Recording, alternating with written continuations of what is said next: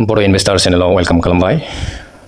दा भिडिअखौ जोबजासे नायलांदो दिनैनि पर्टफलिअखौ आङो देखायनो लांसै जे थांनाय फ्राइडे खालि आङो एसे प्रफिट देखायदों 192.81 बेबायदि प्रफिट नुदोंमोन आङो दा बेनि सानसे सिगाङावबो एसे लस जादोंमोन उनावहाय प्रफिट देखायफिनबाय थांनाय फ्राइडेनि मार्केटआव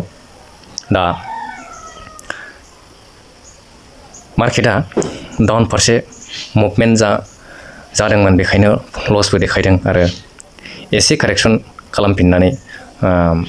गोजौ फारसे मुभमेन्ट जाफिननायाव बेबायदि प्रफिट देखायो दा जियानो जाया मानो दासिमबो अल टाइम हाई फारसे दङ गोजौ फारसे प्रफिटआ दावखोगासिनो दङ मिउचुवेल फान्डनि पर्टफलिअखौ आङो देखायनायजों लोगोसे मोनफ्रोमबो मिउचुवेल फान्डनि प्रफिट लसखौ आङो नायोब्ला नुनो मोनगोन जे खायसे मिउचुवेल फान्डआव जेनेबा bank of India small cap फान्डआव 11 रुपिस बेबायदि सिम्पल प्रफिट जादों बेनिफ्राय कानाडा रबक'आव 65 रुपिस प्रफिट जादों बेबायदि बेनिफ्राय निपन इन्डिया लार्ज केपआव 3.99 रुपिस बेबायदि प्रफिट जादों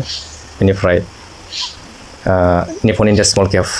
केपआव 46 रुपिस प्रफिट जादों बेनिफ्राय फाराफारि फ्लेक्सि केपआव 21 रुपिस लस जादों बेनिफ्राय बाखि क्वान स्मल केप फान्डआव 25 रुपिस प्रफिट जादों बेनिफ्राय एसबिआई कन्ट्रा डाइरेक्ट प्लेन ग्र'थआव 55 रुपिस प्रफिट जादों बेनिफ्राय नेक्स्ट एसबिआई मैग्नाम मिड केप फान्डआव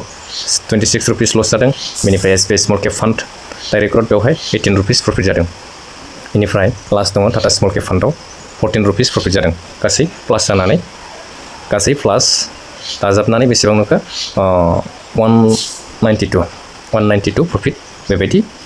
पर्टफलिअ देखायदों दा बे सिम्पल प्रफिट बा लस बेखिनिखौ जे नुनो मोनदों बेफोर प्रफिटानो बेफोरबायदि मिउचुवेल फान्डआव नोङो लं टार्म जुदि इनभेस्ट खालामलांबाय थायोब्ला हमना ला नोङो स्टार्टिं पइन्टआव खम प्रफिट जुदि नोंथाङा नुबाय थायोब्ला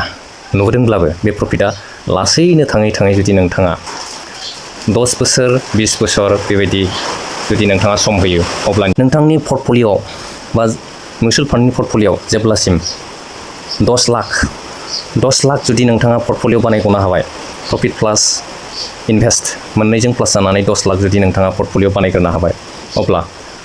गिबि खेबाव नोंथाङा 10 लाख बानायखांनायनि उनावहाय नेक्स्ट टाइमावहाय नोंथाङा 1 लाख बा 50,000 बेबायदि बानायनो बारा गोबाव सम नांलिया बेवहाय नोंथाङा 1 लाख बा 50,000 बानायनो थाखाय एसेबां गोबाव सम नांलिया गिबि खेबाव नोंथाङा 1 लाख बानायनो जेसेबां सम नांदोंमोन बेनिफ्राय नोंथाङा 1 लाख जाखांनायनि उनावहाय 2-3 हाजार बानायनो बा 10,000 रां बानायनो बारा गोबाव नाङा बेनिफ्राय बेबायदिनो केलकुलेट खालामलांबाय थानो हायोबा नोंथाङा इनभेस्ट खालामब्लानो नुलांबाय थागोन खम समनि गेजेरावनो नोंथाङा जेसेबां इनभेस्ट बा रिटार्न प्रफिट जादों बे गासैबो प्लास जाजोबनानै बेफोरनि जितु नेक्स्ट टाइमनि जितु प्रफिट मोननो गोनां नोंथांनि प्रफिट जुदि जानो गोनां बेफोरो 10 लाख जाखांनायनि उनावहाय आं बुंबाय जे 1 लाख जानो बारा गोबाव सम नाङा 1 लाख जानो नोंथांनो बारा गोबाव सम नाङा बेनिफ्राय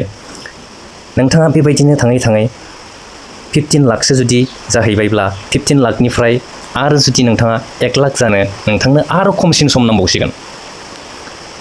बे जाबाय मिउचुवेल फान्डनि कम्पाउन्डिं पावार कम्पाउन्डिं जानायनि थाखायनो नोंथांनि गासैबो